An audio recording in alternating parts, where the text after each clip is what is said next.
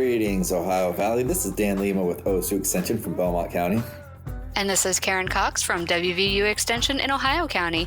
Thanks for tuning in to Extension Calling, your source for research-based information for the farm, garden, and home.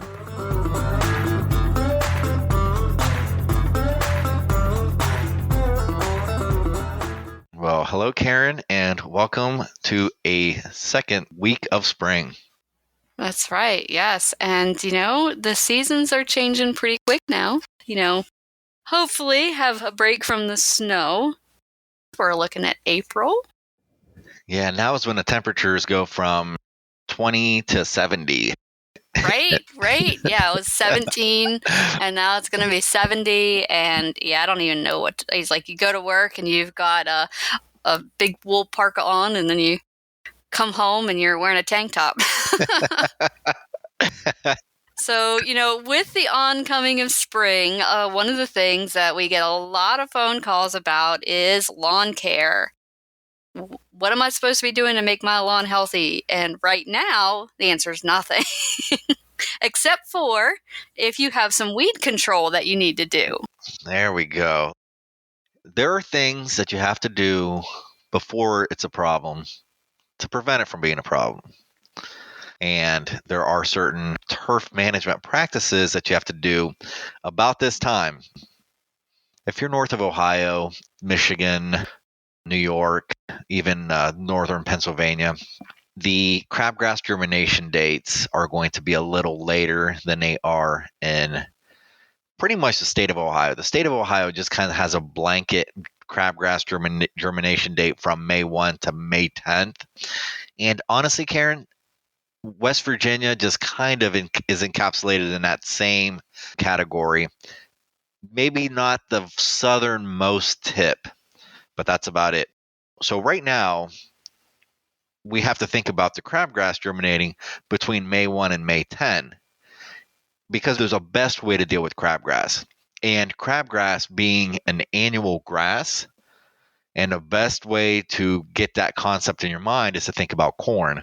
Corn is another annual grass, and corn will germinate, go vegetative, it'll go reproductive, and once it goes reproductive, I don't care how much times you water it, it's going to dry out and die. And when the corn is drying, the crabgrass is drying, and even though you might not have noticed green on green in your lawn, by the time you hit that September-October timeframe, you have nothing but brown grass. And it's not that your lawn is dying, but it's that the crabgrass is drying, just kind of going through its life cycle as an annual grass. And another big problem with that is it's displacing a lot of the cool season grass that you normally like to have. So if you like green from start to finish, as far as the lawn growing season, crabgrass control is something you got to do, and you got to do it about now.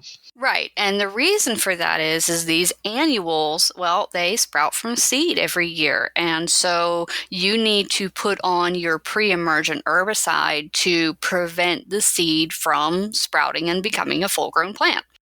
And so a lot of times the problem happens because this step doesn't take place. So the summertime is when we start getting calls of, hey, I've got all this crabgrass, what do I do about it?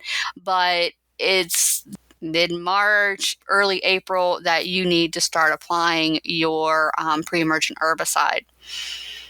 We say crabgrass, but really your list of summer annual grasses, and I guarantee you're going to recognize at least two out of these four big ones: crabgrass, barnyard grass, goosegrass, and yellow foxtail. None of those are fun to have around in a lawn setting. And to be honest with you, I've even seen them ruin pastures. So they're not necessarily desirable, high nutrition. Right. And there's some other weeds that are common in lawns, things like plantain, dandelion, and those aren't what we're talking about right now. Those take a different type of weed control. Right now we're talking about annual weeds. Yeah, and out of all the annual weeds, I think the ones that give us the biggest headache is going to be the annual grasses. And what's tough about killing a grass on grass is that you can't selectively target the annual grass versus your perennial grass. You can. There are certain things that target annual grasses specifically, but they're not as good as preventing that seed from germinating at all. And here's another thing about most annual plants. When they go through their life cycle, they will just dump seeds, and those seeds are hardy seeds, and they stay dormant until they have good conditions for germination, and they will just take over everything. So one of the things we want to do is we want to get what's called a pre-emergent down, which basically prevents germination of seeds. And this is something that you have to think about carefully, because if you are thinking about doing some kind of renovation on your lawn, then if you put down a germination inhibitor, well, that grass seed that you want to germinate won't germinate either, because it'll just inhibit everything. Exactly. And it's not necessarily a bad thing, because, we think about cool season grasses and lawns and turf, and those are crops that grow year round. They might grow very slowly, but they grow year round, so they don't require another germination step. So what you're doing is you're preventing that annual grass from germinating and competing, possibly displacing some of the perennial grasses that you do like. Right. And so this is definitely, you do not want to apply a pre-emergent herbicide on a new lawn or a lawn you are in the process of renovating by reseeding or trying to fill in some bare spots. That's not when you want to use this type of an herbicide. Yeah, the way it works is you put this chemical down, and it's typically activated by rain. So most products will say, this product is effective if put down about 2 weeks prior to the target germination time of the annual grass. So because in Ohio, the expected germination for crabgrass is May 1st through May 10th, applying it early in April gives you that 2-week coverage. So it's a good time to put it down, and you want to make sure that you're not putting it down last minute, then it doesn't rain, and by the time it's activated, it's too late, because once it's germinated. Because pre-emergents are germination inhibitors that work by having it's a chemical that will inhibit a germination enzyme. I'm not sure exactly the mechanics of it, but imagine there's an enzyme that's necessary to break the seed coat to activate that germination step. And what you're doing is you're putting an inhibitor down, and that inhibitor is present, and it's inhibiting throughout its presence up to a certain point. Most of the time, you put it on early in April, and you're going to have 1, 2, 3. Most products are about 3 to 4 months before it will either require a reapplication, or you'll get 4 solid months of control. Your grass is going to come on strong. You're going to have a nice thick sod. Imagine if you were planting corn in July, it's not going to go very far. It's not going to just start drying in September. But that's kind of the idea, is you're preventing that annual grass from germinating. And you also want to make sure when you're purchasing your herbicides that you'll be applying in the spring, this really isn't the time to put on things that have a mixture of fertilizer and herbicide. You want to try to avoid fertilizer early in the spring. It already has a good store. It's going to grow really fast in the spring, and I wouldn't recommend utilizing any fertilizer until later in the year. Yeah. In a lawn situation, it's hard sometimes to find a pre-emergent that doesn't have some level of nitrogen in it. But, you have to use what you can use. But you're absolutely right. Well, at least try to find something that doesn't have a quick release. Go for a slow release.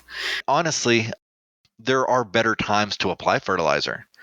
And that's typically more so like in that summer, fall time frame, where your grass is going to need a lot more nitrogen to kind of make sure that it kind of gets over that summer slump, and that it has good root growth so that it maintains that thick sod going into winter, and having a good root reserve as a perennial grass to not be damaged by the winter months.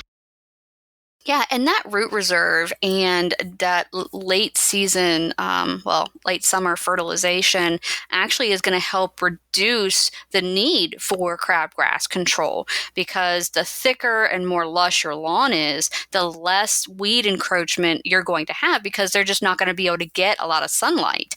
The grasses that you want will outcompete the things you don't want. And so making sure that you are mowing at the proper height, so 2.5 to 3 inches, depending on the turf species, of course, and mow it frequently. So in the springtime, it's really hard because you feel like you're mowing almost twice a week, because you don't want to take off more than 1/3 of that leaf blade at a time. The reason for that is you don't want the plant to be stressed. You want it to be a strong grower, because the stronger that leaf area is, the more nutrients it can pull down into the root system. The better the root system is, the healthier the top of the plant is, the more full your lawn is going to be. That's right.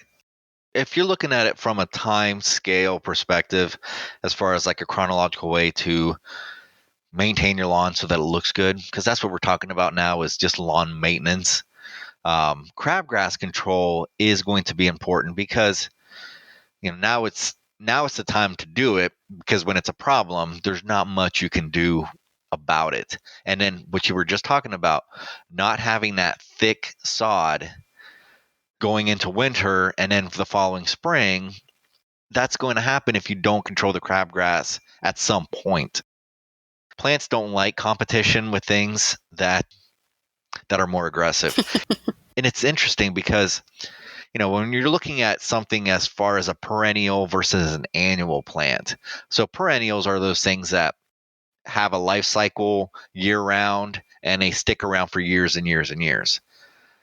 Annuals are things that go from seed, die, and leave seed. When you're looking at it just from an annual and perennial perspective, usually annuals are aggressive, they're hardy, and they just outcompete perennials, because perennials have a lot more to manage.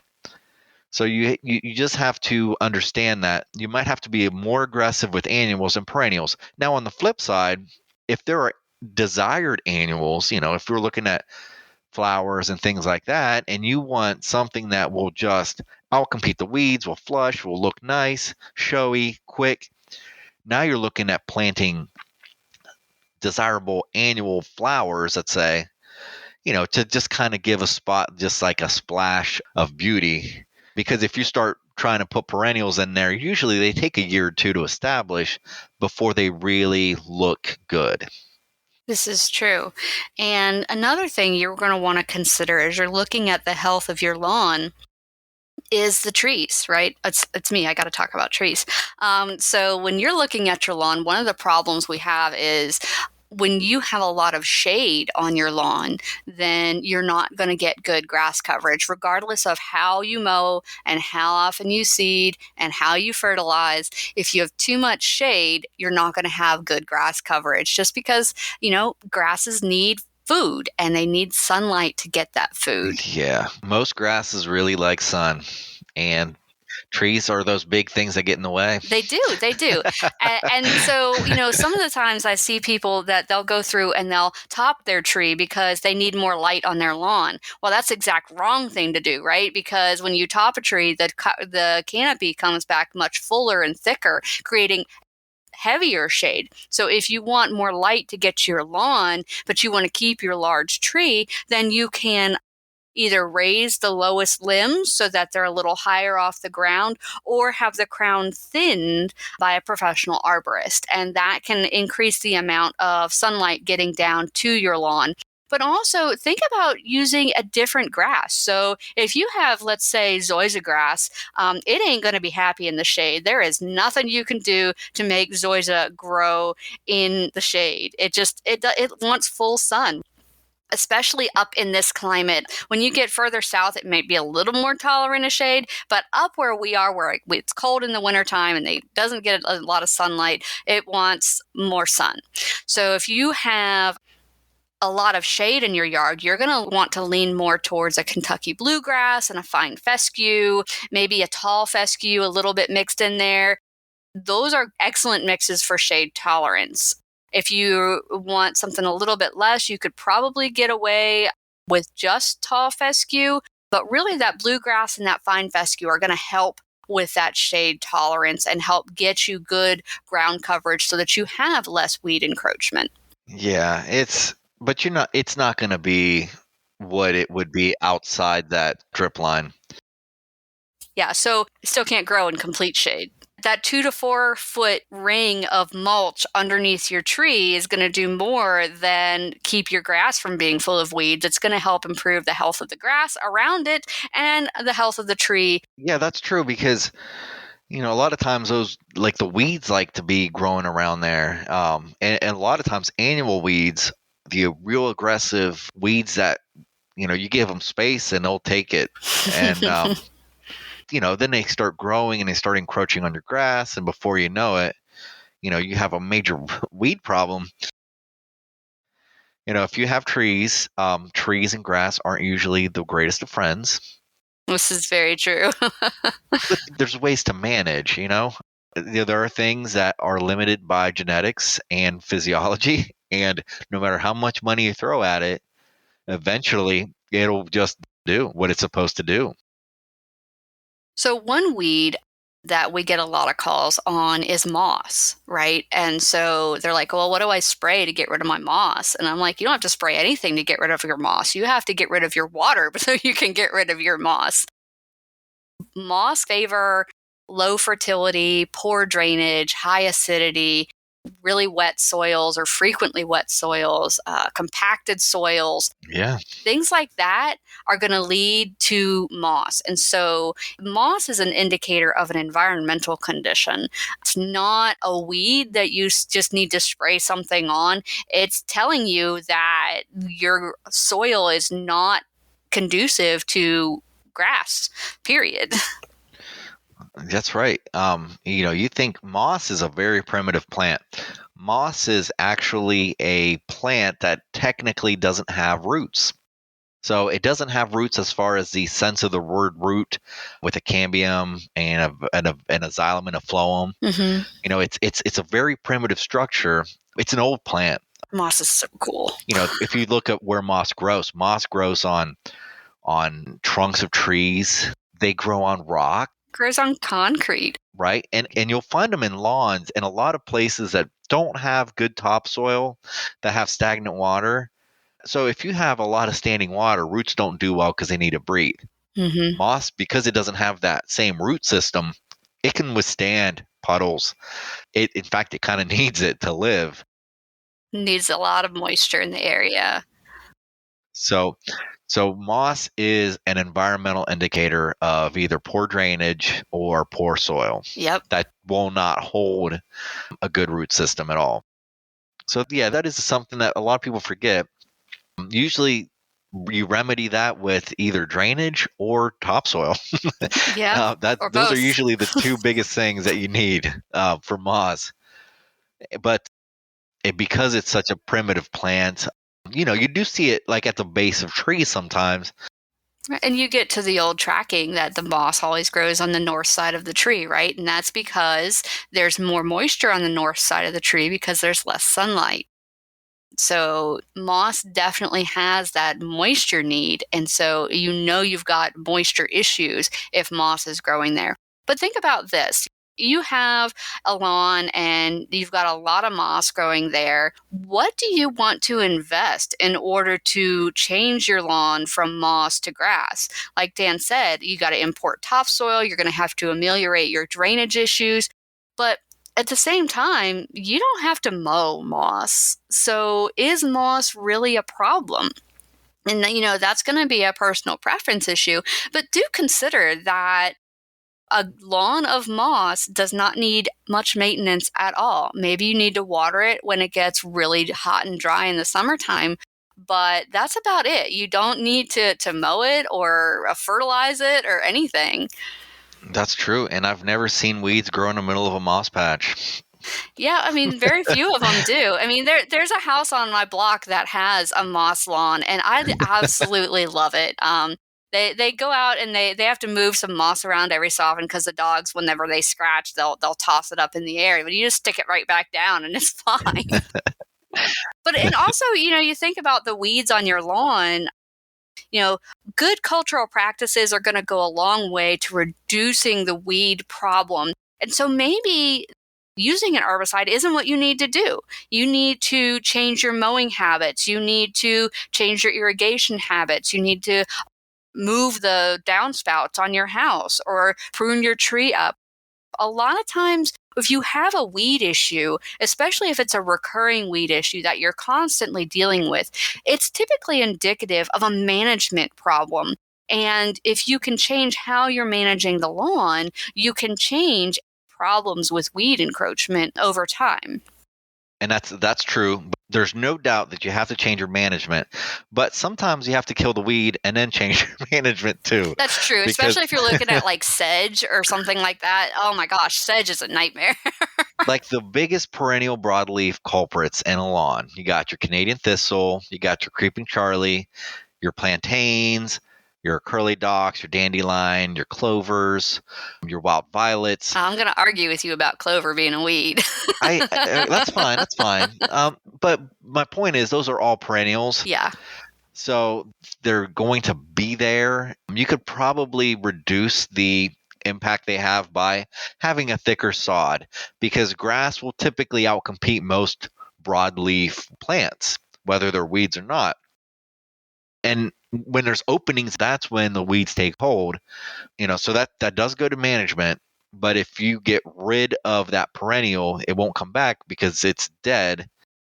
Right. And then you change your management. That'll give you an edge as far as your management success too. Yeah.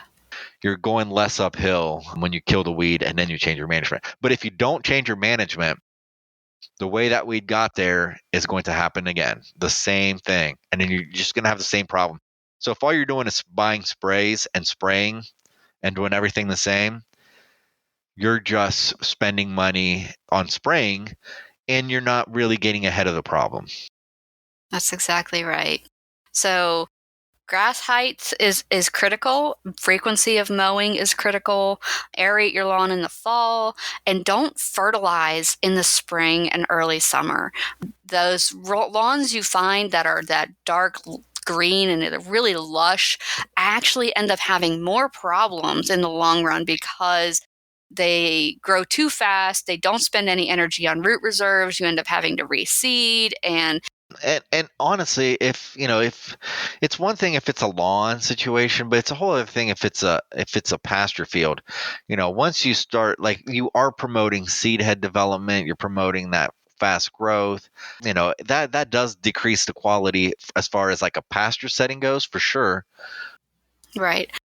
There are better times to fertilize, but if you over fertilize in a pasture setting early in the spring, then you're really putting yourself in more than just a management problem, because you're also lowering the quality of that forage. That's right. Yeah.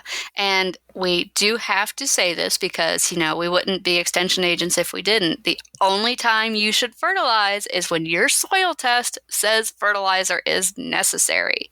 That's right. So before you put phosphorus and potassium on there, make sure that you need it because you don't want to apply it if you don't have to. Yeah, right. Runoff of nutrients is a whole other thing, and I'm going to say it goes for both sides. It goes for lawns. It goes for major things like golf courses, places that have a large area and are really heavy in nutrients. So the potential for runoff is very high. And agriculture, everybody has to work together to prevent nutrients from going into water sources and causing problems. That's right. We all got to work together so that we can have good water. Now let's talk a little bit about broadleaf herbicides, right? Broadleaf herbicides are things that you're mainly looking at in the month of May. So you shouldn't be out there spraying broadleaf herbicides yet. Mm-mm. It can be too cold. They have very specific labels. And the plants that you're going to target it's way too early for them to be active. So you might kill 20%, and 20% is not going to give you control of anything. So when we look at broadleaf chemicals, we're typically talking about things like 2,4-D, dicamba, triclopyr. There's a lot of things. Mainly, though, the big ones are 2,4-D, dicamba, and triclopyr that we typically use in a lawn setting. They're called broadleaf because they don't harm grasses. Mm-hmm. And of course, if the plant's not actively metabolizing, it's not active as far as photosynthesizing, growing, those broadleaf herbicides are typically going to just hit the plant's dormant. They don't burn the plant. They have to be metabolized by the plant. And if they're not, they're quickly degraded, and you've just sprayed something when you shouldn't have, and you got to spray again because you didn't get much use for it. So right now, like we were saying earlier in the show, focus on pre-emergence for crabgrass and other annual grasses, but you're not going to be thinking broadleaf control until next month. And like we mentioned before, if you don't change your cultural practices after the fact, you're going to have the same problems next year. Right. And if you're talking about those really hard to kill broadleaf plants like dandelions and plantains, the best recommendation would be to hold off on your broadleaf herbicide until fall, September to November, and treat them then when they are actually storing up nutrients for the winter. Just like we say for multiflora rose and tree of heaven, you got to get them when they're starting to collect those things down into their root system, and that's how you get rid of them.